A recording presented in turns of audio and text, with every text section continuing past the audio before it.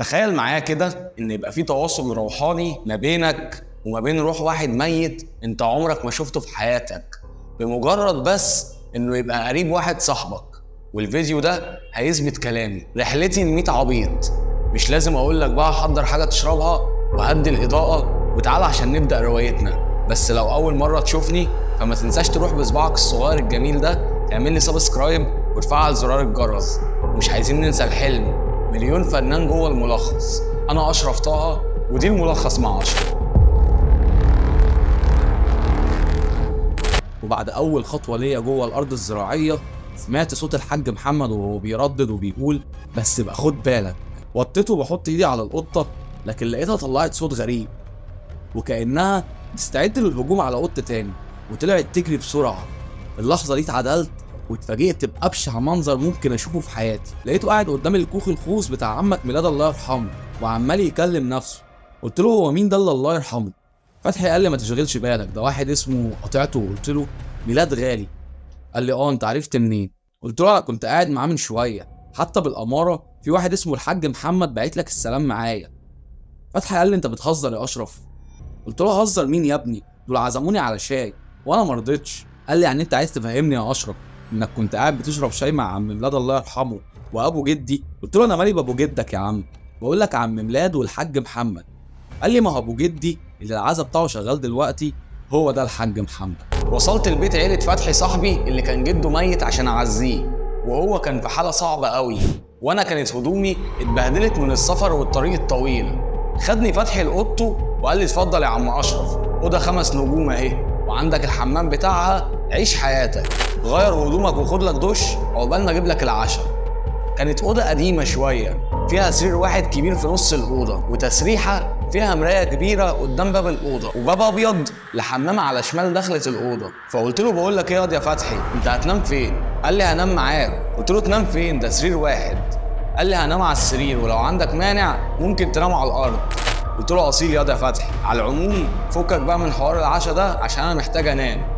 قال لي خلاص، بس لو حسيت انك جعان قول لي ونام انت وانا هبص عليهم اشوفهم محتاجين حاجه ولا لا. نمت وصحيت في نص الليل على ايد عماله تهز في كتفي. بصيت جنبي لقيت فتحي رايح في النوم. قلت له انت كمان بترفص وانت نايم؟ عرفني وانت صاحي وعرفني وانت نايم، ربنا ينتقم منك يا شيخ. نمت بعدها وصحيت الصبح ببص جنبي ما لقيتوش. رحت اغسل وشي واتصلت بيه عشان اعرفه ان انا صحيت. دخل وقال لي صباح الخير يا اشرف، نمت كويس؟ قلت له هنام ازاي وانت عمال ترفص طول الليل؟ قال لي ارفص يا عم انا ما نمتش جنبك اصلا. قلت له نعم، انت هتهزر؟ امال مين اللي كان نايم جنبي؟ قال لي يا عم ما حدش نام جنبك ولا دخل الاوضه دي من اساسا، انا جيت لقيتك نايم صعبت عليا وما رضيتش اقلقك وقفلت عليك الاوضه بالمفتاح عشان ما حدش يضايقك، ولما رنيت عليا افتكرتك مش عارف تفتح الباب وجيت افتح لك اهو. قلت له ايه الهبل اللي انت بتقوله ده؟ بقول لك يا فتحي والله ما طالبه هزار. قال لي ولا انا والله يا اشرف. على العموم قوم جهز نفسك عشان تنزل تسلم على قرايبي، الدنيا بايظه تحت والناس كلها ملبوخين. انا فضلت ابص لفتحي واحاول افتكر اي حاجه من اللي حصلت بالليل. مش معقول اكون بحلم، انا متاكد ان كان في حد نايم جنبي. اليوم خلص بعد مشاوير كتير ورحت صليت العشاء وبدات اتمشى في العزبه شويه اشم هوا. وانا ماشي لفت انتباهي طفل قاعد عند الترعه وباين انه زعلان. قربت وقعدت جنبه. قلت له ازيك؟ انا اسمي اشرف، انت اسمك ايه؟ قال لي انا اسمي حسن وفكك مني دلوقتي. ضحكت في سري وقلت له ايه ده؟ ينفع راجل محترم زيك يقول لحد اكبر منه فكك مني؟ طب قول لي مالك زعلان ليه؟ يمكن اعرف اساعدك.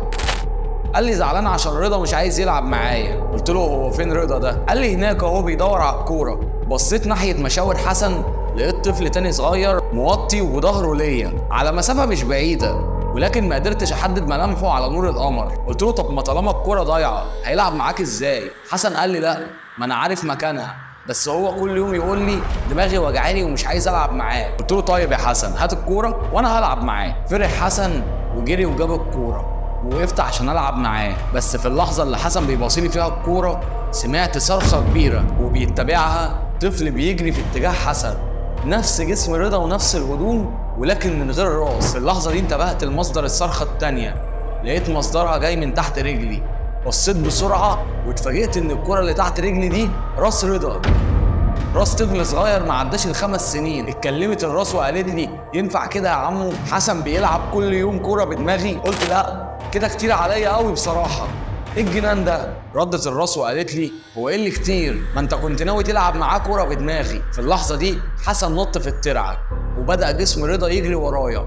بدات اجري وازعق في طريق بيت فتحي. دخلت البيت وكنت مش قادر اخد نفسي، واتفاجئت بصوره كبيره متعلقه على الحيطه محطوط عليها شريط اسود. ولما دققت في الصوره شويه اتاكدت ان صاحب الصوره هو الحاج محمد اللي قابلته وانا جاي من السفر. قطع فتحي تركيزي وقال على فكره يا اشرف، انا اتاكدت انك شفت الحاج محمد بجد. برقت جامد وبصيت لفتحي وقلت له انت بتقول ايه؟ وعرفت منين الكلام ده؟ قال لي انا كمان شفته النهارده. ولما حاولت اقرب منه عشان اكلمه بص لي وهز دماغه كانه بيعرفني انه شافني واختفى. قلت له لا، تعالى اقعد بقى هنا واحكي لي واحده واحده من الاول ايه اللي حصل. قال لي بص يا سيدي، اليوم اللي مات فيه جدي انا كنت نايم معاه في الاوضه، كنت سايب سرير صغير في الاوضه بتاعته.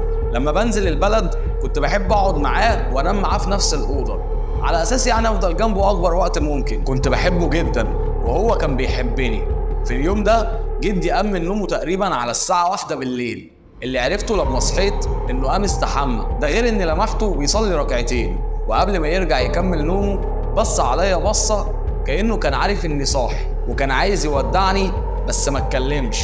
في حدود الساعة 4 الفجر صحيت من النوم بعد ما حلمت حلم غريب. كل الموضوع اني حلمت بيك ماشي في ارض زراعية بتدور على حاجة وجدي بيوصيني عليك. اول مرة اصحى من النوم بعد حلم واحس ان جسمي اشعر، وعلى ضوء لمبة سهاري من بره الأوضة كان جدي متعود يسيبها شغالة طول الليل عشان لما يصحى يصلي الفجر. حسيت بخيال اسود اتحرك في الأوضة، ولما لفيت عشان ابص عليه ما لقيتش حاجة. بعدها صحيت الصبح مخضوض على صوت العياط. قلت له بس برضه يا فتحي في حاجه غريبه في الموضوع، ليه جدك يطلع لي ويطلع لك ويجي لي في حلم ويجي لك في حلم؟ ليه كل ده؟ قال لي بص يا اشرف، انا مش عارف بالظبط بس في حاجه تانية انا عارفها وعارف انك ما تعرفهاش، وهي ان جدي ما كانش شخص عادي. قلت له ازاي يعني؟ قال لي جدي كان اشهر واحد في البلد والبلاد اللي حوالينا بيتعامل مع الجن وبيعالج بالقرآن. ده غير ان حياته كان فيها البدع، عشان كده ممكن تلاقيه قاعد معايا بيحكي لي عن الانجليز لما دخلوا مصر او عن مماليك الفراعنه. ممكن توصل حتى انه يحكي لي عن حياه الانبياء، وطبعا كل ده ما كانش عارفه من نفسه، ده كان بمساعده الجن بتوعه. في اللحظه دي حسيت ان الموضوع اكبر من رحله ل100 عبيط او حضور عزا، في حاجه تانية انا جيت عشانها. كمل فتحي وقال الموضوع بتاع جدي ده ابتدى من زمان جدا، من اكتر من 80 سنه مثلا. ركز معايا. بدأت حياة جدي واكتشفوا أهله قد إيه هو عبقري ومتميز. جدي حفظ القرآن الكريم كامل وهو عنده أقل من 9 سنين.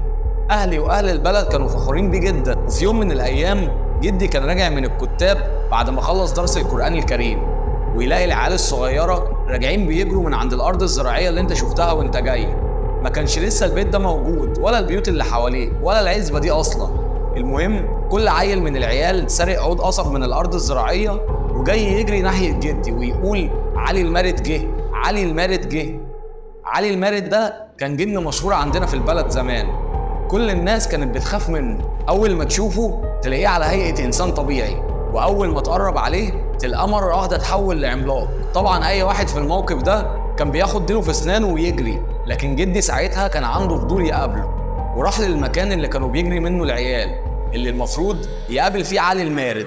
لكن اول ما وصل، طيب لو عايز تعرف ايه اللي هيحصل بعد كده ما تنساش تعمل سبسكرايب وتفعل زرار الجرس عشان اول ما ارفع الحلقه الجايه توصل لك على طول. وبطلب منك لو الفيديو عجبك تعمل لي لايك وشير للفيديو، واكتب لي في التعليقات حابب نتكلم عن روايه تانية في الحلقات اللي جايه ولا نكمل في الروايه دي، عشان الموضوع ده بيفرق في الظهور يا فنانين. ومش عايزين ننسى الحلم، مليون فنان جوه الملخص. انا اشرف طه ودي الملخص مع اشرف.